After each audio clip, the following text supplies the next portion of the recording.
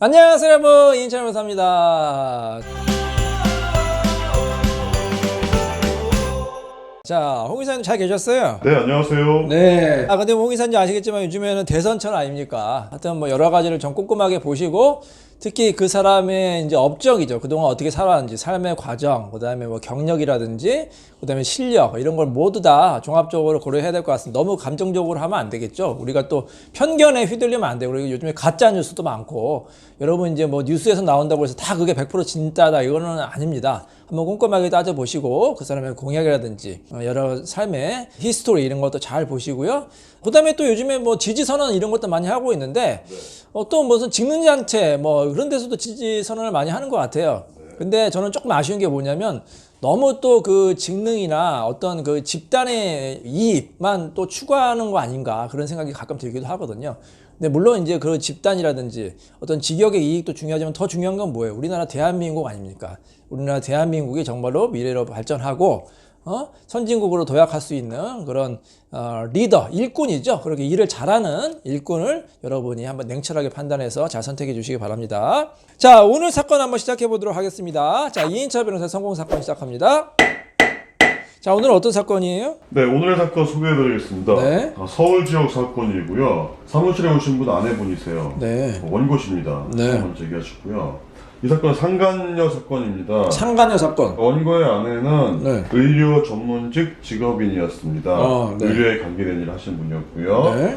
근데 상대방 남편이 아주 부정행위를 여러 번 했습니다. 네. 여러 여자와 교제를 하였고 네. 부적절한 관계도 가졌고 네. 그래서 이제 상간녀를 상대로 소송을 제기하신 사건이고요. 네. 주문의 내용을 보니까 아주 잘 끝났고 비용도 상대방이 부담하고 우리는 일부 부담하고 하여튼 성공적으로 잘 마무리된 사건입니다. 네, 이것도 실제 사건입니다. 한번 보여드릴게요. 서울 가정법원 사건이죠?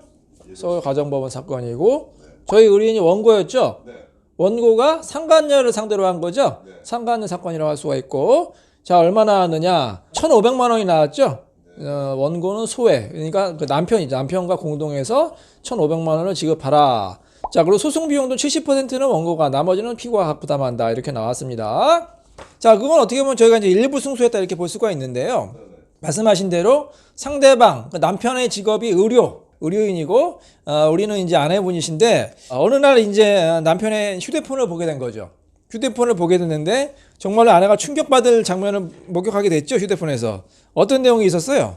상간녀 뭐 서로 사랑한다 이런 네. 내용도 있었고 네. 아내와 이혼하고 네. 자기에게 올 수 있느냐 이런 내용도 있었습니다. 그래요. 충격적이네요. 충격적이고, 여자가 이제 뭐 어쨌든 남자의 직업이 좋잖아요. 의료인이고 하니까 자기랑 이제 결혼하자, 아내랑 이혼해라, 그렇게 막 권유하기도 하고, 심지어는 이제 해외여행도 같이 갔다 왔죠. 해외여행도 같이 가고, 와, 장난 아닙니다. 자, 근데 더 충격적인 게 있죠.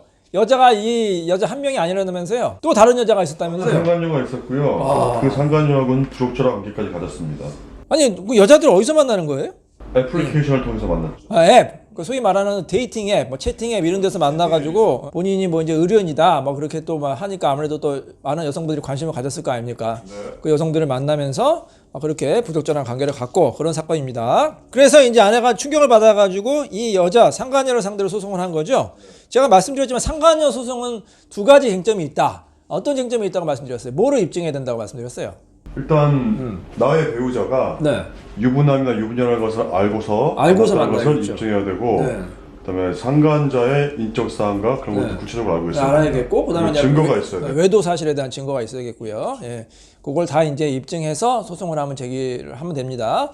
근데 이제 법원에서는 이제 어떤 법원에 따라서는 약간 이제 그 증거를 엄격하게 요구하는 경우도 있어요. 그래서 외도한 사실도 증거가 있어야겠고, 특히 이제 입증하기 쉽지 않은 게 뭐냐면 이 사람이 결혼했는지 안 했는지 몰랐다고 할 수가 있어요.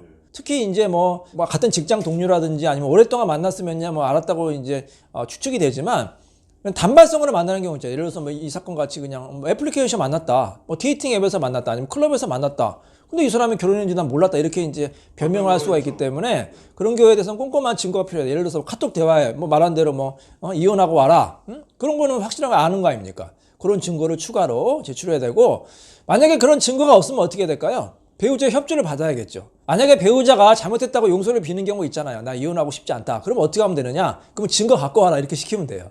이해되시죠? 그 여자랑 다시 한번 카톡 해가지고 뭐 결혼한 거 그런 거 사실을 알고 있었다는 거를 증거를 가져와라. 협조를 얻어야 돼요. 근데 만약에 남편이 협조하지 않으면 어떻게 하면 될까요? 이혼해야죠. 그런 사람은 어떻게 살 수 있겠어요? 그러니까 둘 중에 하나 선택하라고 하세요. 남편한테. 그 여자는 나냐? 선택을 해라. 그래서 이혼한다고 그 여자 선택하면 뭐 그때는 이혼해야죠. 그러면 남편 상대로도 뭐 위자료 청구를 하는 거고. 근데 이제 뭐 상당수 남편이 잘못했다. 다시는 안 그러겠다. 가정을 지키고 싶다. 이럴 수 있잖아요. 그러면 어떻게 하면 된다? 그때? 그러면 증거를 갖고 와라. 그 여자랑 다시 한번 카톡한 거를 가져와라. 아니면 녹음해라. 이렇게 증거를 확보하면 그 여자 상대로 소송할 수 있으니까 참고하시기 바랍니다. 자, 이인철 변호사의 성공사건 여기서 마치도록 하겠습니다. 감사합니다.